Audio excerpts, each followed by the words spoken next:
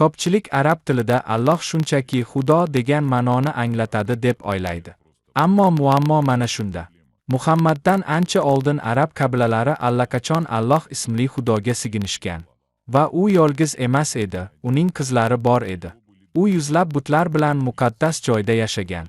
Va u Ibrohimning xudosidan ko'ra qabilaviy oy xudosiga ko'proq o'xshardi. Xo'sh, aslida Alloh kim edi? Bu ism qayerdan kelib chiqqan? Va dalillar uning Injildagi Xudo bilan bir xil yoki butunlay boshqa odam ekanligini ko'rsatadimi? Keling, tarixga, manbalarga va ramzlarga murojaat qilaylik.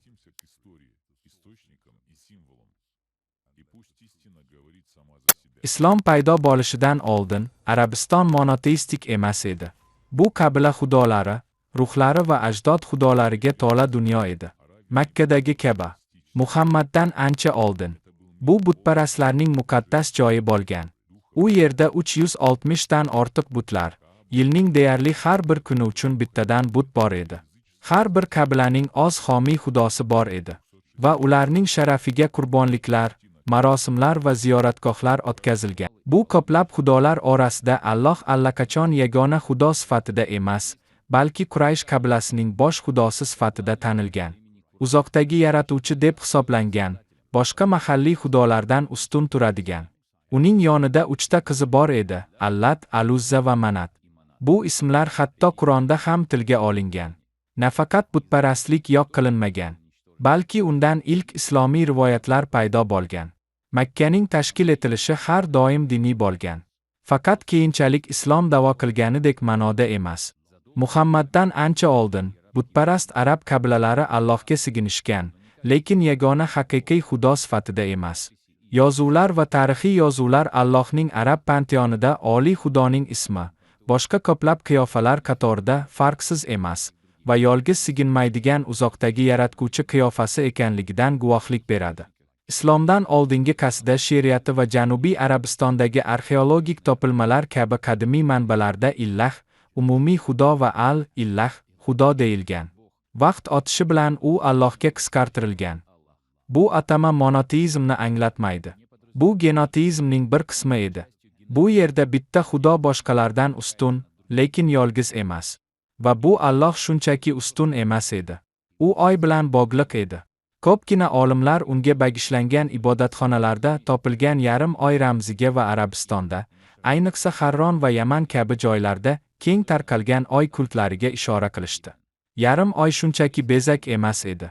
U ilohiy mohiyatni timsoli edi. Hatto Muhammadning otasining ismi Abdulloh edi.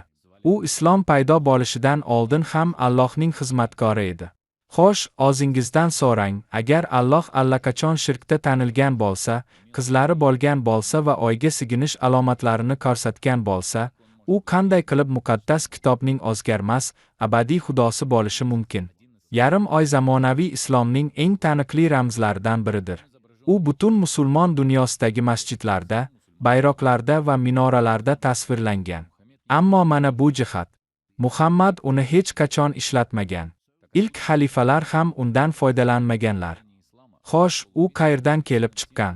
Islom paydo bo'lishidan ancha oldin, yarim oy butparast Arabistonda muqaddas ramz edi. Oy xudosiga sig'inish ayniqsa gunohga qaratilgan edi. Qadimgi Mesopotamiya oy xudosi butun mintaqada o'z izini qoldirdi. Yamandan Urgacha bo'lgan ibodatxonalarda yarim oylar hukmron diniy ramzlar edi. Ular ilohiy kuchni va osmondan yo'l-yo'riqni ifodalagan. Islom paydo bo'lganida u butlarni rad etdi, lekin yarim oyni saqlab qoldi. Siyosiy va diniy jihatdan u Usmonli imperiyasi tomonidan qabul qilindi. Bu unga butun islom olamida rasmiy maqom berishga yordam berdi. Xo'sh, bu butparastlikdan to'liq uzilishmi yoki eski ramzlarning yangi nom ostida qayta brendlanishimi? Alloh kimligini tushunish uchun taxmin qilishimiz shart emas. Qur'on bizga shunday deydi. U uzoq, tushunarsiz va ko'pincha begona sifatida tasvirlangan. Qur'on 42-bob 11-oyatda shunday deyilgan: unga o'xshash hech narsa yo'q. Unda asosiy urg'u yaqinlikka emas, balki sirga qaratilgan. O'zini ota deb ataydigan va munosabatlarga chaqiradigan muqaddas kitobdagi Xudodan farqli o'laroq, Alloh hech qachon o'zini ota sifatida ko'rsatmaydi yoki odamlarni o'zining farzandlari deb atamaydi. Buning o'rniga Qur'onda boysunish, qo'rquv va qoralashga urg'u beriladi. Alloh bir necha bor al-Makr, aldamchilarning eng yaxshisi deb ataladi. Va bu atama ilohiy munozaralarga sabab bo'lgan. Ha, uning rahmati tilga olinadi, lekin u har doim shartli va hech qachon ahd emas. Allohning o'zini o'z xalqiga sadoqatli sevgi bilan bog'lashi haqida hech qanday tushuncha yo'q. U buyruq beradi, lekin shaxsiy ishtirokni taklif qilmaydi. U jazolaydi, lekin najot bermaydi.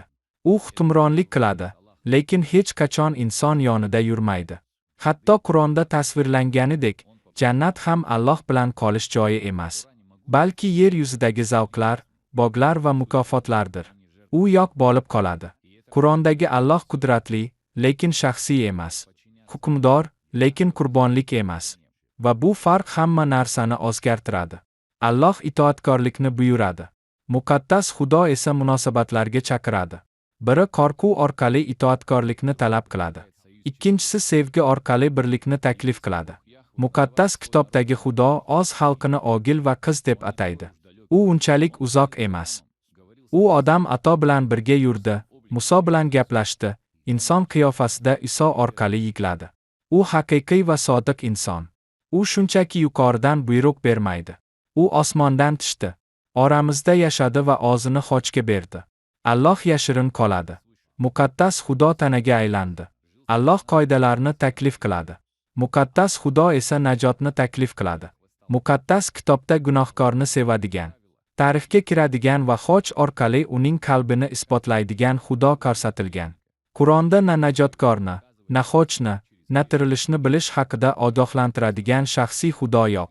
Demak, savol faqat Alloh kimligida emas. Savol shundaki, sizni yaratgan va sizni qutqarish uchun kelgan zotni bilasizmi? Agar siz bu hikoyaning faqat bitta versiyasini eshitgan bo'lsangiz, chuqurroq qarash vaqti keldi. Xushxabarlarni o'qing, qarshilikni tahlil qiling va o'zingizdan so'rang, qaysi Xudo haqiqatan ham sizning ongingiz va qalbingizni qondiradi. Va shu bilan to'xtamang. Haqiqatni izlashda davom eting. Chunki haqiqatning ismi bor. Va bu Alloh emas. Bu Isodir.